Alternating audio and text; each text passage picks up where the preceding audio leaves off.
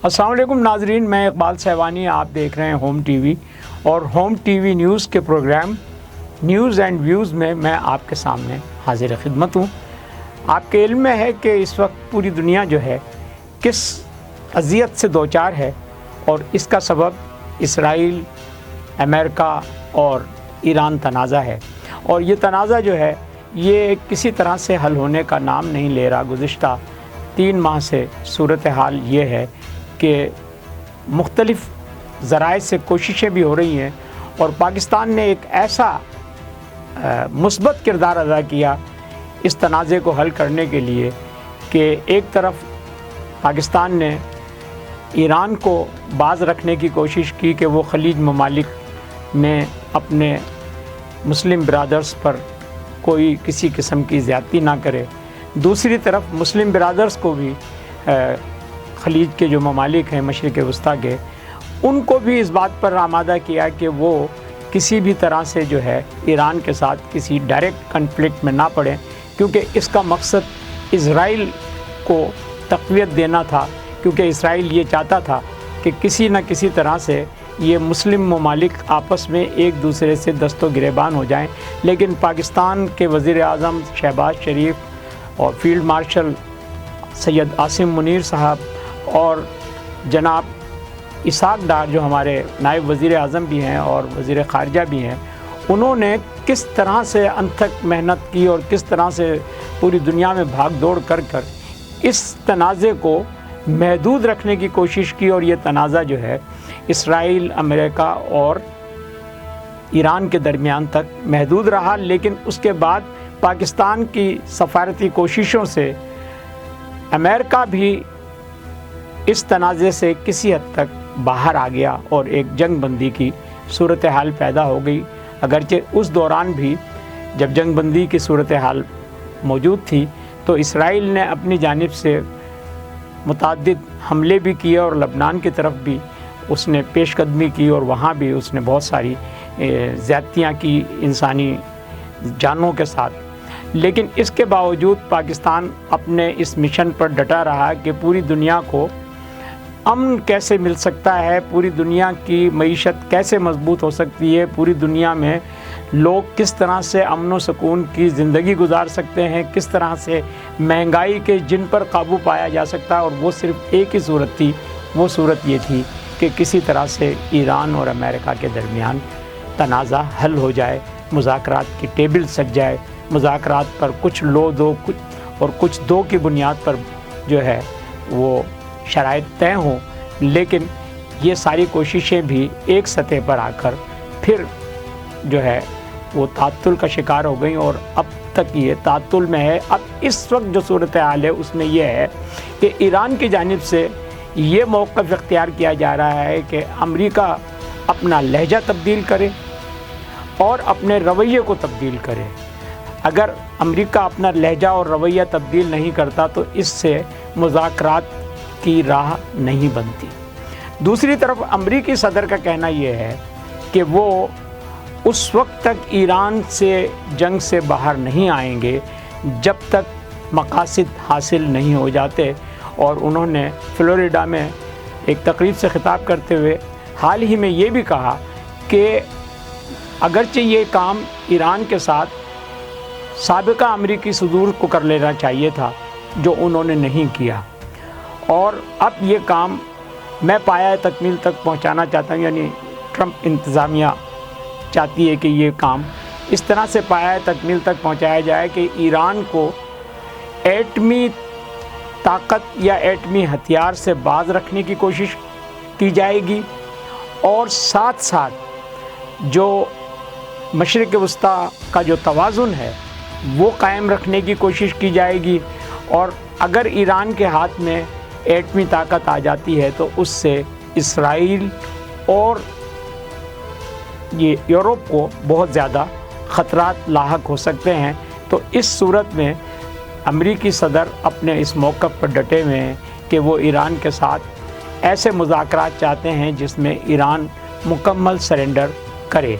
और ईरान का मौक़िफ़ ये है कि वो अपने उन हुकूक से दस्तबरदार होने को तैयार नहीं है जो उसे एक عالمی برادری میں حاصل ہے۔ تو یہ جو صورتحال ہے، اس میں جب امریکی صدر کی جانب سے یہ موقف سامنے آیا گیا تو پھر دوسری طرف سے خاتم الانبیاء ہیڈ کوارٹرز کے جو ڈپٹی انسپیکٹر جنرل ہیں اسدی صاحب، ان کی جانب سے یہ کہا گیا کہ جنگ کے خطرات موجود ہیں اور ایران ہر امریکی حملے کا جواب دینے کے لیے پوری مکمل صلاحیت رکھتا ہے اور ہماری افواج پوری طرح سے تیار ہیں۔ تو اگر یہ صورتحال اسی طرح سے برقرار رہی تو دوسری طرف جو آبنائے ہرمز ہے اس میں دونوں طرف اپنے اپنے جو مقامات پر دونوں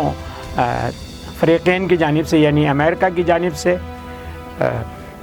محاصرہ کیا جا رہا ہے، کھڑے جو ہیں وہ کھڑے ہوئے ہیں، اور دوسری طرف ایران کی جانب سے بھی جو کام کیا گیا ہے، جس کا مبینہ طور پر کہا جاتا ہے کہ آبنائے ہرمز میں ایران نے بارودی سرنگیں بچھائی ہوئی ہیں اور اس کے نتیجے میں کوئی جہاز وہاں سے گزرنے کو تیار نہیں ہے جسے ایران کی پرمیشن حاصل نہ ہو، اور ایران سے جو ممالک پرمیشن لے رہے ہیں ان کے جہاز وہ راستہ ان کو بتاتے ہیں کہ وہاں سے گزرتے ہیں کہ جہاں بارودی سرنگیں نہیں ہیں۔ تو امریکی صدر کا ایک یہ بھی موقف تھا کہ اس وقت 400 تیل سے بھرے جہاز آبنائے ہرمز میں کھڑے ہوئے ہیں، اور جس کی وجہ سے پوری دنیا میں نہ صرف یہ کہ ایندھن کی کمی واقع ہو گئی ہے بلکہ ساتھ ساتھ تیل کی قیمتیں آسمانوں کو چھو رہی ہیں، اور اس کا اثر آپ نے پاکستان پر بھی دیکھا ہوگا کہ پاکستان میں بھی حکومت نے اب مزید جو پیٹرول کی قیمتوں میں اضافہ کیا ہے اور ڈیزل کی قیمتوں میں اضافہ کیا ہے، تو اس کے نتیجے میں بہت سارے لوگ اپنی گاڑیاں چلانے سے قاصر ہو گئے ہیں، اور بڑی حد تک جو ہے وہ ایندھن کی شارٹیج ہو رہی ہے۔ دوسری طرف گیس کے معاملات بھی خراب ہو رہے ہیں، اور متعدد موقعوں پر ایک ہی دن میں کئی بار گیس جو ہے اس کی لوڈ شیڈنگ ہو رہی ہے۔ اسی طرح بجلی کی غیر اعلانیہ لوڈ شیڈنگ ہو رہی ہے۔ تو ہم تو صرف پاکستان کے تناظر میں اس چیز کو دیکھ رہے ہیں، لیکن پوری دنیا میں اس کے اثرات ہو رہے ہیں۔ اس لیے ایران اور امریکہ کو سنجیدہ ہو کر اس مسئلے کو سوچنا چاہیے کہ اس ڈیجیٹل دور میں یا اس سائنس کے اس دور میں جہاں ترقی کا سارا دار و مدار جو ہے وہ اس دو قدرتی جو ذخائر ہیں، جو یہ قدرتی دولت ہے جس کو تیل اور گیس کہا جاتا ہے، اس پر ساری چیزیں ڈیپینڈ کرتی ہیں۔ بجلی پیدا کرنے کے لیے بھی تیل، گیس اور ڈیزل کی ضرورت ہوتی ہے۔ اسی طرح سے آپ کے جو کھانے گھریلو صنعت کے لیے بھی، اور اس کے ساتھ جو انڈسٹریل ہمارا زون ہے اس میں بھی گیس کا استعمال ہوتا ہے۔ تو یہ صرف ہمارے پاکستان کی حد تک نہیں، یہ پوری دنیا میں یہ صورتحال چل رہی ہے۔ تو ایران کو بھی اپنے تعلقات میں اور اپنے معاملات میں تھوڑا سا اس بات کا خیال رکھنا چاہیے کہ اس کے نتیجے میں جو دنیا اس وقت ایران کے ساتھ کھڑی ہے، کہیں آہستہ آہستہ وہ ایران کے خلاف نہ ہو جائے۔ اور امریکہ کو بھی یہ سوچنا چاہیے کہ اگر وہ خود کو سپر پاور کہتا ہے اور پوری دنیا کی ذمہ داری اپنے کاندھوں پر لے کر کھڑا ہونا چاہتا ہے، تو اسے دنیا کی ویلفیئر کے لیے، دنیا میں رہنے والوں کے بہبود کے لیے، ان کی زندگیوں کو بچانے کے لیے اپنے رویے میں لچک پیدا کرنی چاہیے۔ یہی اس وقت کا تقاضا ہے، اور یہی ہونا اس پوری دنیا کو بچا سکتا ہے۔ اجازت دیجیے، اگلی مرتبہ پھر ملاقات ہوگی۔ اپنا خیال رکھیے، اپنے گرد و نواح میں اپنے احباب کا خیال رکھیے، اور سب کے لیے بہتری کا سوچیں، کیونکہ آپ اپنے بارے میں جو سوچتے ہیں وہی اگر آپ اپنے بھائی، دوست، عزیز، اقارب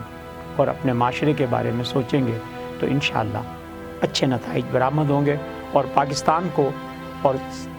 پاکستان کے جو سفارتی رویے ہیں دنیا میں امن لانے کے، اس پر میں یہ چاہوں گا کہ آپ اور میں اپنا سر فخر سے بلند کریں کہ ہم دنیا میں اس وقت واحد قوم ہے جو عالمی امن کی ضمانت بنے ہوئے ہیں۔ اللہ حافظ۔